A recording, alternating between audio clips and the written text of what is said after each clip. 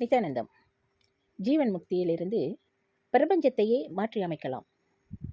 இந்த பூமியை பிரபஞ்ச சக்தி உருவாக்கியதே நீங்கள் ஜீவன் முக்தராக மலர வேண்டும், கொண்டாட வேண்டும், ஆனந்த கூத்தாட வேண்டும் என்பதற்காகத்தான். உங்களை பழிவாங்குவதற்காக பிரபஞ்ச சக்தி உங்களை பூமிக்கு அனுப்பவில்லை. கோழி முட்டைக்குள் இருக்கும் குஞ்சு அதன் நிலையை நினைத்து அஞ்சலாம். ஒருபடி மேலே சென்று, இறைவா, என்னை இந்த கூண்டிலிருந்து காப்பாற்றிவிடு என்று கெஞ்சலாம். இன்னும் ஒருபடி மேலே சென்று, என்ன வாழ்க்கை இது, இப்படி மாட்டிக்கொண்டு விழிக்கின்றேனே, இப்படியொரு திடமான இரும்பு கூண்டுக்குள் மாட்டிக்கொண்டிருக்கின்றேனே, என்ன கருணையில்லாத கடவுள், எனக்கு போயா இப்படி ஒரு வாழ்க்கையை தருவது என மிஞ்சலாம். அஞ்சினாலும் கெஞ்சினாலும் மிஞ்சினாலும் அது செய்ய வேண்டியது எல்லாம் ஒன்றே ஒன்றுதான். அதன் மூக்கால் ஒரே ஒரு முறை அதை சுற்றி இருக்கும் ஓட்டில் கொத்தினால் போதும், அது திறந்து கொள்ளும். கொத்திய வினாடியே ஓட்டுக்குள் இருக்கும் குஞ்சு சுதந்திரம் கிடைக்கும் வகையில்தான் பிரபஞ்சம் வாழ்வை பிரசவிக்கிறது. எங்கு நிரம்பி இருக்கும் பிரபஞ்ச உணர்வுதான் கான்ஷியஸ். பிரபஞ்ச சக்தியாக, எனர்ஜியாக மாறி அது இந்த உலகமாகவும் மெட்டர், மலையாகவும் மரமாகவும் நதியாகவும் உயிரினங்களாகவும் பூக்கின்றன. தன்னை வெளிப்படுத்திக் கொள்கின்றது. பிரபஞ்ச சக்தி எந்த ஒரு இடத்திலும் தவறு செய்வதே இல்லை. யார் ஒருவருக்கும் அது தண்டனை அளிப்பதும் இல்லை. எப்போதும் தன்னுடைய கருணையை ஒவ்வொரு அணுவின் மீது அது பொழிந்து கொண்டிருக்கிறது. ஒரேயொரு பொத்தலாகும் கோழி முட்டைக்குள் இருக்கும் குஞ்சுதான் நீங்கள்.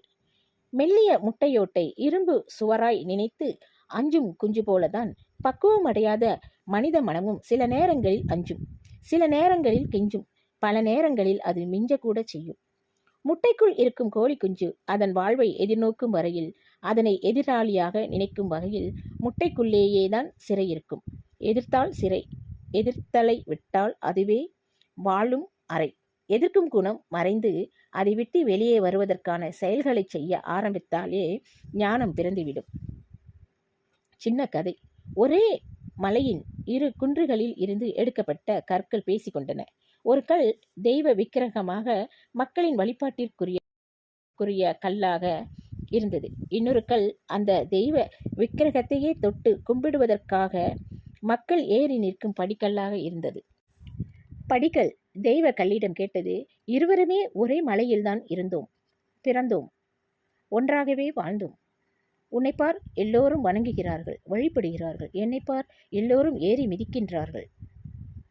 ஏன் எனக்கு மட்டும் இப்படி நிகழ்ந்தது? என்னால் இதிலிருந்து விடுபட முடியுமா? நீதான் இங்கு வருபவர்களின் குறைகளை எல்லாம் தீர்த்து வைக்கிறாயே, எனக்கும் ஒரு வழி சொல்லேன்.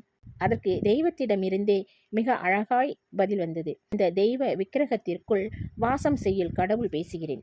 படிக்கல்லே, நான் உன்னை செதுக்கிய போது நீ எதிர்த்தாய். அதையும் மீறி சிற்பி மூலமாக வெகு கவனத்தோடு செதுக்க முயற்சித்த போது நீ என்னை சின்னதாக உடைத்தாய், அழுதாய், அடம்பிடித்தாய். உன்னை செதுக்க விடவே இல்லை. அதனால்தான் படிக்கல்லானாய். ஆனால் இந்த கல் தன்னை முழுமையாக செதுக்க அனுமதித்தது. அதன் கழுத்தில் உளியை வைத்து செதுக்கிய போதும் கூட தன்னை கொலை செய்வதாக அது நினைக்கவில்லை. எந்த எதிர்ப்பும் இல்லாமல் அது அனுமதித்ததால் இன்று தெய்வ விக்கிரகமாக இருக்கின்றது. எல்லோராலும் அது வணங்கப்படுகின்றது என்றது. இதை கேட்ட படிக்கல் மீண்டும் வருத்தத்தில் ஆழ்ந்தது. அப்படியென்றால் எனக்கு விடிவு காலமே இல்லையா? என் கதி அவ்வளவுதானா என்று கேட்டதற்கு கருணைமிக்க கடவுள் சொன்னார், செதுக்குவதற்கு நீ ஒத்துழைக்காவிட்டாலும் கூட உன்னையும் கூட என்னுடைய கற்ப கிரகத்திற்குள்ளேயே தான் வைத்திருக்கிறேன். நன்றாக யோசித்துப்பார். யாராக இருந்தாலும் தெய்வ விக்கிரகத்தை தொட்டு கும்பிடும் உன் முதலில் உன்னை தொட்டு கும்பிட்டு விட்டுதான் மக்கள் உள்ளுக்குள்ளேயே வருகிறார்கள். உனக்குள்ளும் நான் தான் வாசம் செய்கிறேன் என்பதை நீ நம்பாவிட்டால் கூட மக்கள் அதை உணர்கிறார்கள். அதனால்தான் அவர்கள் உன்னை தொட்டு கும்பிடுகிறார்கள். இதை கவனிக்காமல் விட்டுவிட்டாயே. அப்போதும் வாழ்வை எதிர்த்தாய், இப்போதும் வாழ்வை எதிர்க்கிறாய். எப்போதும் வாழ்வை எதிர்க்காமல் மறுப்பதை வாழ்வில் நீக்காமல் இரு. என்னைப் போலவே நீயும் ஆனந்தமாக இருப்பாய்.